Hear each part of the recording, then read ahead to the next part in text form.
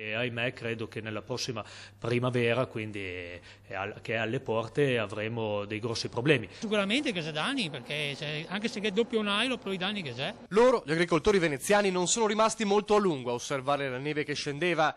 Per i turisti forse un fenomeno affascinante in laguna, per chi vive dei prodotti della terra un altro macigno cascato in testa. Sono arrivati i fiocchi ampiamente attesi e in tutta la provincia hanno spruzzato qua e là le strade e i tetti dalla laguna alla terraferma, mezzi spargisali in azione, traffico salvo, anche in autostrada. La neve è caduta per un paio d'ore, poi si è bloccata, ma ci hanno pensato le tubature d'acqua rotte in tutto il veneziano a impegnare i vigili del fuoco, dal centro storico di Venezia fino a Chioggia. E quello dell'acqua ghiacciata è solo uno dei problemi che affliggono i coltivatori in queste settimane. Coldiretti in allarme, finora si è evitato il peggio, ma il perdurare del freddo polare è un problema grave. Cominciamo ad avere grossi problemi in alcune zone particolari della provincia, quali le zone di Cavallino Treporti e di Chioggia, ossia le zone dove ci sono colture specializzate, ci sono le serre. Radicchio di Chioggia gelato, la valeriana in ginocchio a Cavallino Treporti e anche i prodotti di serra rischiano grosso. Il freddo, il gelo, il fatto comunque che le temperature siano così basse creano delle scompensi proprio a livello fisiologico della pianta. Sicuramente piantine che sono così piccole che vengono piantate, il ghiaccio che ha fatto, quelle là sono già ferme o anche ghiacciate.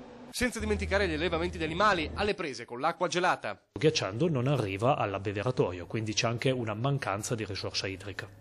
Nel frattempo sono in crisi per lo stesso motivo gli approvvigionamenti dal centro-sud. Dopo lo stop dei tir nelle scorse settimane, il blocco stavolta è arrivato dalla natura. I nostri fornitori hanno cominciato già a mandarci degli avvisi appunto riguardanti il problema dell'evasione degli ordini.